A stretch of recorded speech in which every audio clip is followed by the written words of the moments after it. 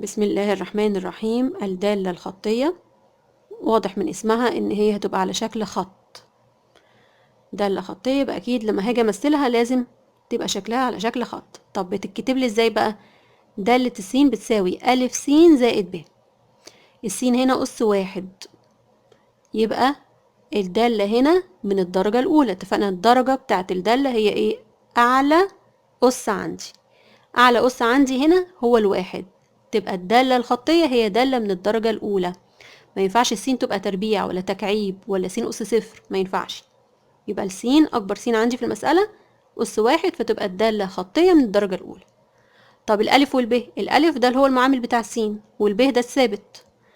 الألف والب بينتموا إلى ح، يعني أي أعداد، موجبة بقى سالبة جذر كسر مش فارق معايا. المهم إن الألف ما يبقاش صفر، المعامل بتاع السين ما يبقاش صفر، لأن صفر سين، صفر في سين كأنها بصفر، يبقى السين نفسها اتشالت. وانا اللي يفرق معايا السين ان هي س اس واحد، دي لازم تبقى موجوده، فما ينفعش المعامل بتاعها يبقى بصفر، يبقى باي حاجه الا الصفر. هنا بقى بيقول لي مثل بيانيا داله السين اللي هي س زائد 2. علشان نمثل بيانيا خط، ما احنا اتفقنا ان الداله الخطيه بتتمثل بايه؟ بخط. علشان نرسم خط لازم يكون عندي على الاقل نقطتين، احنا هنخليهم 3. يبقى علشان نرسم الخط ده هنوجد 3 نقط ونرسمهم على طبعا الإحداثيات ونوصل ما بينهم يطلع عندي الخط. طب نجيب ال3 نقط ازاي؟ هكون جدول بالشكل ده، هكتب فيه س وصاد. السين هختارها ب3 قيم، أسهل 3 قيم عندي في الدنيا اللي هما الصفر والواحد والاتنين، دايما هيبقوا ثابتين عندي في كل المسائل. يبقى اختار السين عندي بايه؟ ب3 قيم دول، الصفر والواحد والاتنين. واشوف ساعتها الصاد، صاد اللي هي ايه؟ اللي هي الدالة نفسها. الصاد ساعتها هتبقى بكام؟ لما السين بصفر يا ترى الصاد بكام؟ لما السين بواحد يا ترى الصاد بكام؟ لما السين باتنين يا ترى الصاد اللي هي الدالة هتبقى بكام؟ يبقى أول حاجة عندما سين بصفر، شيل الصفر كده، شيل السين من الدالة كده وحطها بصفر، يبقى صفر زائد 2. دالة السين هتبقى بكام؟ بصفر زائد 2، يعني ب2. لما السين بصفر الصاد طلعت ب2. طيب تاني حاجة دالة الواحد، شيل السين وحطها واحد، تبقى 1 زائد 2. 1 زائد 2 ب3، يبقى لما س بواحد الصاد ب3. طب تاني حاجة دالة الاتنين، شيل السين وحطها ب2، يبقى 2 زائد 2 بكام؟ ب4. لما السين ب2 الصاد هتطلع ب4. يبقى ادي ال3 قيم عندي او ال3 نقط. نرسم الاحداثيات بقى بتاعتنا س شرطة صاد صاد شرطة، ونحط بقى ال3 نقط دول. اول نقطة عندي اللي هي 0 و2، صفر س وصاد بكام؟ ب2، يبقى 0 في السين هفضل واقفة زي ما انا، وهطلع فوق 2 عند الصاد واحط نقطة. تاني نقطة عندي 1 و3، 1 س 3 صاد ونرسم نقطة. تالت نقطة عندي 2 في السين و4 في الصاد. كده كونت ال3 نقط. ليه؟ علشان يثبتوا لي ان هما على استقامة واحدة. لو كنت جبت نقطتين كان ممكن نقطة فيهم تبقى غلط، فما يفرقش معايا واوصل الخط ويطلع الخط غلط. لازم على الاقل يبقوا 3 نقط، لازم اتاكد ان ال3 نقط موجودين على استقامة واحدة. رسمت كده خط ما بين ال3 نقط، وفعلا ال3 نقط موجودين على ايه؟ على نفس الخط. يبقى انا كده رسمت ال3 نقط صح، لان اتفقنا ان لازم الشكل يطلع عندي ايه؟ خط. طيب هنا بقى بيقول لي يا ترى الخط ده بيقطع محور صاد فين؟ واضح من على الرسمه ان هو بيقطعها في النقطه 2. طيب بصلي كده من الجدول، ما هو بيقطع خط الصادات او المحور بتاع الصادات لما السين تبقى بصفر، صح؟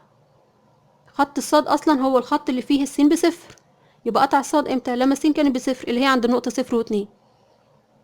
مفهومة؟ يبقى نجيبها من على الرسمة ازاي؟ ادي اهو قطع الصاد، واضح ان هو قطعها عند النقطة 2. طب من الجدول اللي احنا جايبينه بصلي كده هتلاقي ان هي ايه؟ بيقطع الصاد لما السين تبقى بصفر، بيتقابل مع الصاد في السين صفر، يبقى 0 و2. طب بيقطع السين فين؟ واضح من على الرسمة ان هو -2. طيب من الجدول او اعرفها عامة هو بيقطع خط السينات ازاي؟ بيتقاطع مع خط السينات لما الصاد هي اللي تبقى بصفر، يبقى بيتقابل مع خط السينات لما صاد بتساوي صفر. يبقى اخد الصاد اللي هي الدالة نفسها واساويها بصفر، يبقى س زائد 2 بصفر، واكونها كمعادلة. س زائد 2 بصفر، منها السين هتبقى بسالب 2. يبقى الخط هيقطع خط الصادات او خط الصاد لما السين بصفر، يقطع خط السينات لما الصاد بصفر. اللي هي الصاد اللي هي ايه؟ الدالة نفسها. يبقى اخد الدالة نفسها واساويها بصفر. مسألة كمان، مثل بيانيا الدالة اللي هي 3 س. نعمل ايه على طول؟ جدول واحط فيه التلات قيم للسين، 0 1 2. دايما هنختار اسهل تلات قيم اللي هما الصفر والواحد والاتنين. اول قيمة اللي هي بصفر، يبقى هقول له دالة الصفر، يعني هشيل السين واحطها بصفر. شيل السين كده وحطها بصفر، يبقى 3 س معناها 3 في س اللي هي 3 في صفر بصفر. يبقى لما السين بصفر، الصاد اللي هي الدالة نفسها، ما الصاد اللي هي دالة السين، الصاد طلعت بصفر. طيب تاني احتمال، لما السين بواحد، يبقى شيل كده السين من الدالة وحطها بواحد، تبقى الصاد أو دالة الواحد بكام؟ 3 في واحد اللي هي ب3. شيل السين وحطها بواحد، تبقى 3 في واحد ب3. طيب لما س ب2، شيل السين وحطها 2، تبقى دالة الاتنين هي 3 في 2 اللي هي ب6. يبقى طلع عندي كده 3 نقط، أو نقطة 0 و0 اللي هي نقطة الأصل، 0 س و0 ص. طبعا رسمنا الإحداثيات سهلة مفيش فيها أي مشكلة، س وس شرطة وصاد وصاد شرطة، واخدينها قبل كده من السنين اللي فاتت. أول نقطة عندي 0 و0.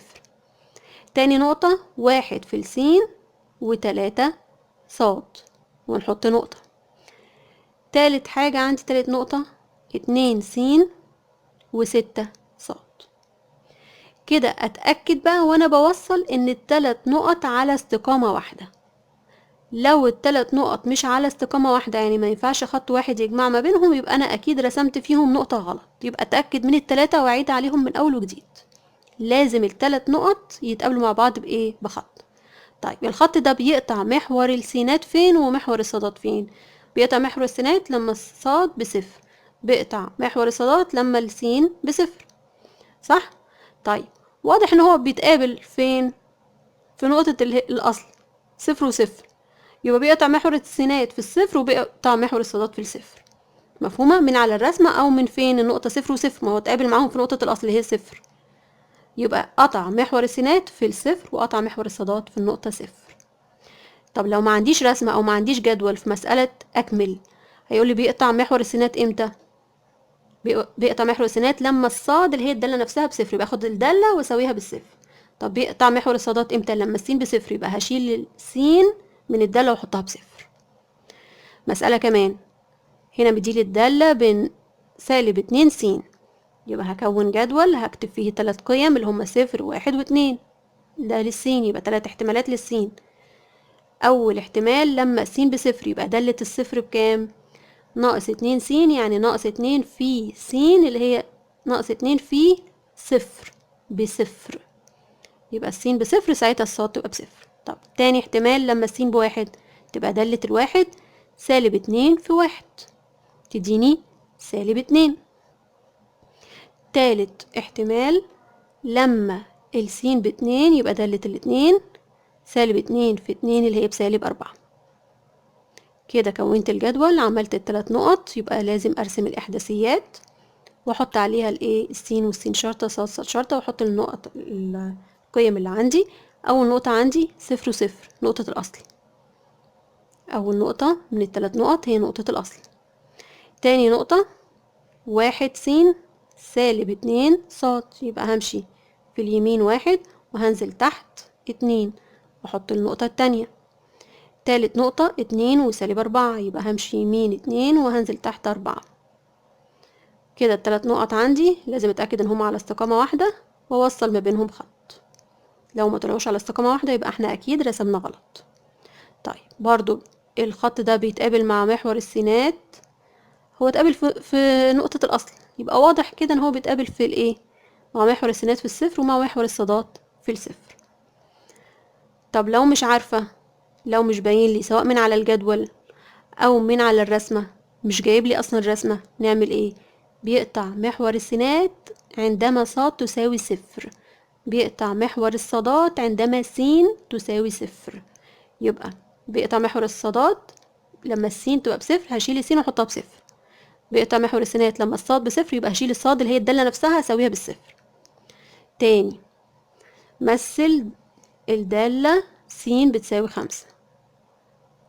هنا مفيش عندي س، دالة السين مفيهاش س، السين هنا أس صفر مش موجودة، الدالة هنا موجود فيها الثابت بس اللي هو الخمسة، يبقى الدالة ثابتة عند عدد خمسة. دالة السين يعني ايه؟ يعني الصاد، يبقى الصاد على طول ثابتة بخمسة، تبقى بالشكل ده. يبقى الخط موازي لمحور س عند الايه؟ عند الخمسة. مسألة تاني، الدالة الخطية. هنا بقى أكمل. دالة السين بيساوي 2 س ناقص 1 تمثل بيانيا بخط يقطع محور صاد فين؟ قلنا بيقطع محور صاد لما السين بصفر، ده على طول، ده أول شرط. يبقى على طول أقولها له، حتى لو احنا هنكتب بعد كده غلط، هنوجد القيمة غلط، بس المهم نكتب له لما السين بصفر. ماشي، يبقى أنا هساوي السين هنا بإيه؟ بصفر في المسألة. يبقى الدالة اللي هي 2 س ناقص 1 هشيل السين واحطها بإيه؟ بصفر. يبقى بيقطع محور صاد في السين بتساوي صفر. نشيل السين بقى ونحطها في صفر، يبقى 2 في صفر ناقص 1. ما هي الدالة 2 س يعني 2 في س، يبقى 2 في صفر ناقص 1. 2 في صفر بصفر ناقص 1، يبقى الناتج بسالب 1. تبقى الصاد بكام؟ بسالب 1. والسين بكام؟ احنا قايلين السين بصفر من الأول، مش احنا قلنا بيقطع صاد لما السين بصفر؟ طيب السين بصفر، الصاد بقى بكام؟ جبناها بسالب 1. يبقى النقطة هي بالترتيب السين الأول بعد كده الصاد، يبقى صفر وسالب 1.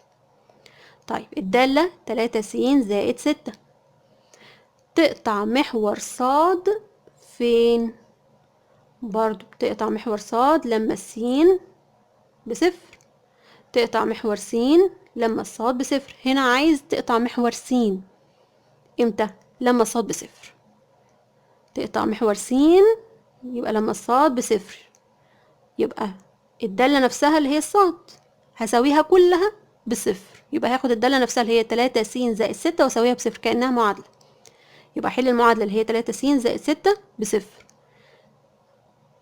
يا ودي الستة الناحية التانية تبقى بسالب 6، يا اما هطرح 6 من الطرفين. طيب ودينا الستة الناحية التانية بقت بسالب 6، يبقى 3 س بسالب 6. نقسم على ال3 اللي هو المعامل، تبقى س بسالب 6 على 3 اللي هي سالب 2. حلينا المعادلة بس وجبنا الس بكام؟ بسالب 2. واحنا قايلين من الأول إن الصاد بكام؟ بصفر. يبقى كده قيمة السين سالب 2 وقيمة الصاد بصفر، بالترتيب السين الأول قبل الصاد، يبقى سالب 2 س وصفر صاد.